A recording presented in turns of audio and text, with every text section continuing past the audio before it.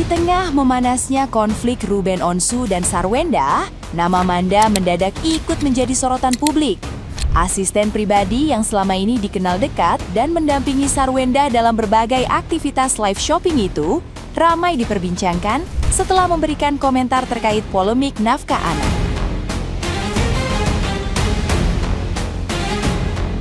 Ucapannya dianggap sebagian netizen yang budiman ikut memperkeruh suasana yang sudah sensitif dan memancing perdebatan semakin luas.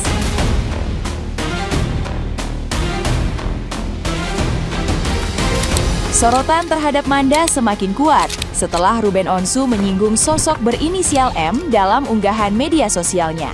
Banyak netizen yang berbakti kemudian mengaitkan pernyataan tersebut dengan Manda yang selama ini kerap muncul mendampingi Sarwenda.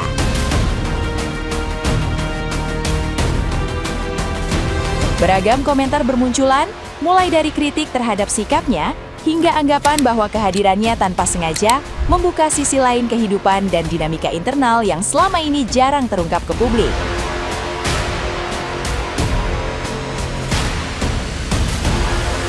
Nah, gimana nih menurut netizen yang terhormat?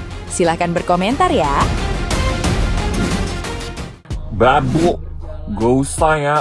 Maksud kau si Ruben normal hidup normal. Maksud kau dia nggak normal selama ini.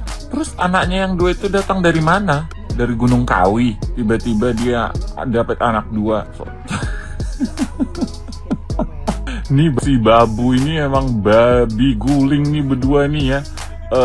Penjilat emang dua-dua ini ya. Sok-sok ngatain si Sarwendut manusia biasa. Terus lo manusia apa? Manusia silver lo. Cuy, sium. Buat yang namanya Manda tuh, lu biang keroknya lu ternyata. Terus dengan senangnya lu, ketawa lu di otak lu tuh. Ternyata udah punya rencana kayaknya tuh. Emang gue perhatiin sih lu yang paling tampil di masalah ini tuh lu, ya kan?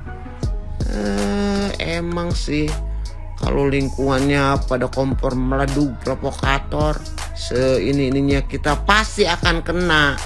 Lu lebih licik lu, otak lu tuh. Sini deh lu, keluar lu, ketemu gua lu, macem-macem lu. Ya Allah. Terkait kasus Ruben Onsu dan Sarwenda, Komnas PA akhirnya buka suara.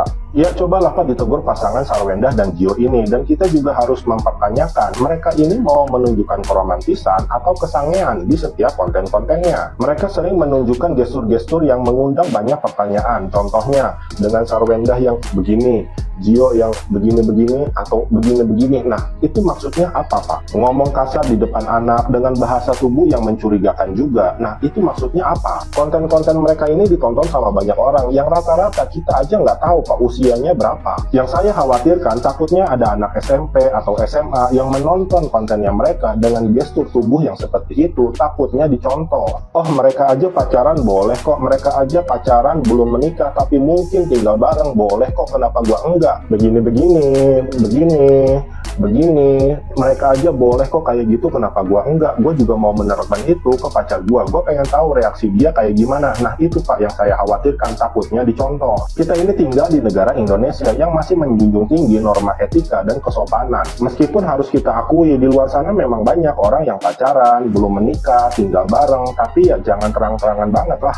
Apalagi Sarwenda dan Gio ini seorang public figure yang segala sesuatunya menjadi sorotan dan akan dicontoh oleh banyak orang. Jadi profesional lah dalam bekerja, jangan bawa-bawa hubungan pribadi yang seharusnya dilakukan di ruang privasi, ini malah dipertontonkan secara publik.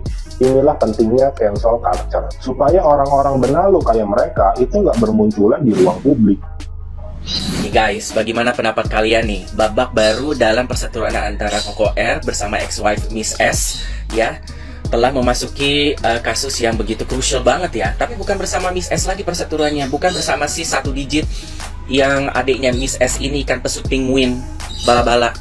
Tapi dengan kondonya dari Miss S ini yang CEO 200 juta serabutan grosiran, jual apa aja yang penting kejual, yang proclaimed sebagai owner dari perusahaan yang fiktif dari lebih 2000 miniatur, ya, bahwa Koko Air telah resmi menurut berita melaporkan CEO ini atas tindakan tidak baik terhadap anak di bawah umur. Didampingi oleh pengacara yang bonafit, yes, Hotman Paris, siapa yang tidak tahu. Nah, ini akan memasuki babak yang cukup menegangkan ya. Mungkin selama ini Koko Air telah mempelajari tindakan-tindakan anak-anaknya, anak kandungnya yang dijadikan senjata di depan sosial media untuk tameng ya, melawan dari Koko Air bapaknya sendiri. Banyak hal-hal yang tidak pantas ya untuk dialami oleh anak-anaknya, mulai dari yang paling muda Tania sampai Thalia. Tania dengan namanya dihadapkan dengan komentar-komentar netizen yang dia harus baca dan didoktrinnya seperti apa tidak tahu, sehingga tidak mengakui keberadaan bapaknya dan lebih berpihak pada uncle-nya ini atau pacar yang belum ada keterikatan apapun bersama ibunya, dan bisa juga dibilang mereka living together dan telah melakukan hal-hal yang tidak baik mungkin ya.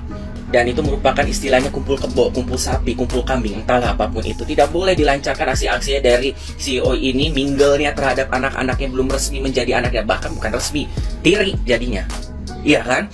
Dan melihat sepak terjang dari anak yang paling besarnya, yaitu Thalia, yang melakukan interaksi-interaksi yang tidak normal, yang dipancing oleh CEO ini juga memberikan gestur yang tidak nyaman untuk kita lihat dan dibiarkan oleh ibunya. Oleh sebab itu, makanya Koko Ruben mengumpulkan semua bukti dan memberikan waktunya collectively akhirnya melaporkan. Seperti apakah babak ini akan cerita ke depannya seperti bagaimana? Kita lihat aja ya. Sayangku, aku sedih banget baca berita akhir-akhir ini. Sampai Bunda Sarwendahnya minta maaf. Padahal lagi zaman-zamannya Ciribel itu ya, Sarwenda ini salah satu biasku loh. Karena menurut aku dulu tuh dia yang paling lugu. Terus juga pakaiannya sopan, gak banyak tingkah. Tambah lagi dia dipinang sama Koko Ruben. Sempet tuh dulu rame kan Sarwenda. Ini dulu namanya bukan Sarwenda kalau nggak salah ya say. Dulu itu sebelum nikah sama Koko Ruben namanya Wendatan.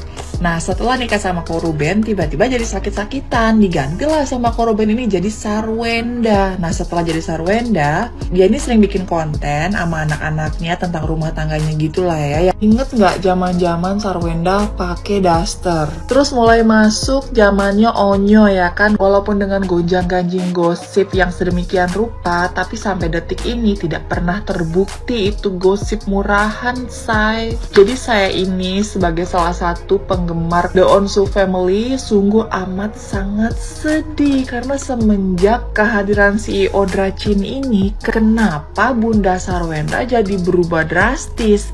Mendadak dia operasi plastik, terus juga sempat di fase dia itu kena hujatan gara-gara dance-nya kayak robot lah apalah gitu kan. Aku mikir ya udahlah, mungkin itu efek dari cerai setelah sama Koko Ruben. Dia mungkin lagi menikmati era butterfly ya kan. Makin sini kok omongannya jadi kayak gitu ya say. Sungguh aku tidak menyangka. Sebagai salah satu fans The Onsu Family, aku sangat kecewa jujur Bun. Pas kamu bilang 200 juta itu tidak ada apa-apanya dan hanya bisa kamu raih selama setengah jam live.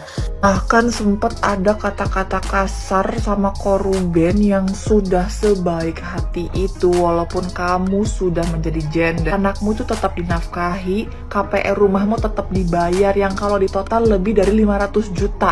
Like oh my gosh, yang kamu bilang laki CONG itu tuh bener-bener suami idaman jutaan wanita di luar sono, tahu nggak Bun? Kamu nggak tahu berapa banyak mantan istri yang ngemis-ngemis minta nafkah untuk anaknya setelah cerai itu suaminya kabur gitu aja pura-pura nggak kenal sama anaknya, tahu nggak? Bahkan nih ya, aku yakin masih banyak istri-istri di luar sana walaupun masih dalam hubungan pernikahan itu tuh susah banget untuk minta nafkah yang layak Bun. Gimana ya aku tuh sebagai The Onsu family fans bener-bener sedih banget kalau Ruben diperlakukan seperti itu. Kalau misalkan kamu sudah punya yang baru ya tolong jangan menghina orang yang sudah pernah hadir bahkan berjuang bersamamu. Kamu tuh menghasilkan putra-putri yang luar biasa loh Bun. Tapi aku yakin dasarnya ini Bunda Sarwenda ini orang baik ya. Semoga cepat kembali ke jalan yang lurus ya Bun. Kami semuanya doakan bareng-bareng.